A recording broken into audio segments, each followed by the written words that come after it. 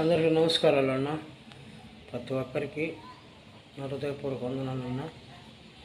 మరి మన వైఎస్ఆర్ పార్టీ జగనన్న గారికి కూడా నా హృదయపూర్వక వందనాలు అన్న. దయచేసి అన్న మీరంతా కార్యకర్తలు కానీ అభిమానులు కానీ మన క్యాడర్లో ఉండే వాళ్ళందరికీ కూడా నా హృదయపూర్వక వందనాలు చెల్లిస్తున్నాను. నా ప్రతి ఒక్కరూ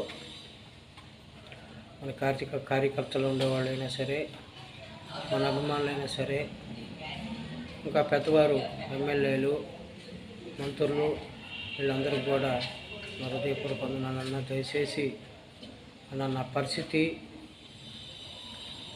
అన్న 3 సార్లు తాడేపల్లికి పోయానన్నా. ఎందుకంటే నా బాధలు చెప్పుకోదానికి పోయాను. కానీ తాడేపల్లికి పోతే అక్కడ సెక్యూరిటీ పర్మిషన్ లెటర్ ఉంటే పంపిస్తావా అలాంటి పంపేవన్నారు.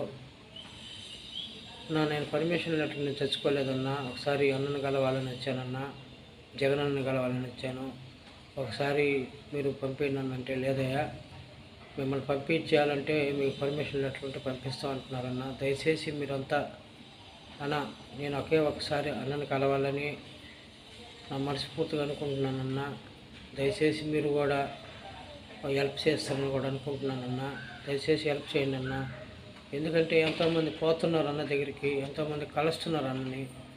కానీ నేను ఒకసారి అన్నని కలవాలి. ఎందుకంటే నేను వైసీపీలో తిరిగాను, వైసీపీ క్యాడర్లో తిరిగాను, వైసీపీలో పనిచేశాను. కాబట్టి మిమ్మల్ని అందరినీ అన్న అడుగుతున్నాను ఈరోజు.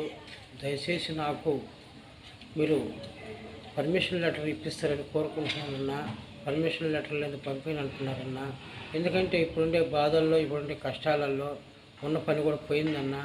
దయచేసి ఈరోజు నేను శతకాయతాలు అమ్ముకుంటా బతుకుతున్నానన్నా. దయచేసి మీరంతా నాకు కొంత సహాయం చేస్తారని అనుకుంటున్నానన్నా.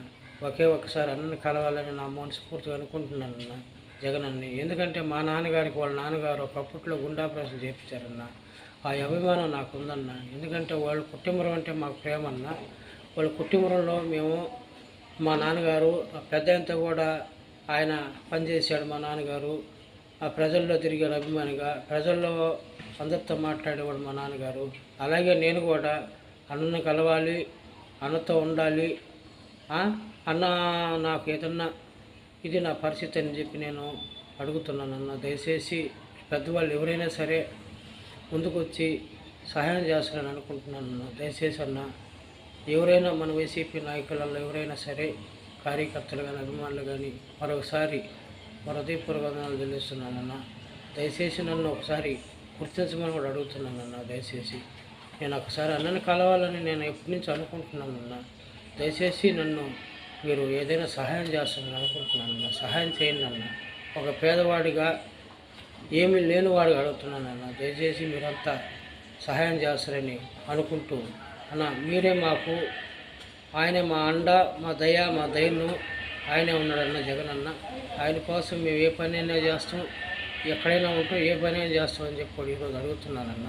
దయచేసి మన వాళ్ళు ఎవరైనా సరే సహాయం చేస్తారని అనుకుంటున్నాను.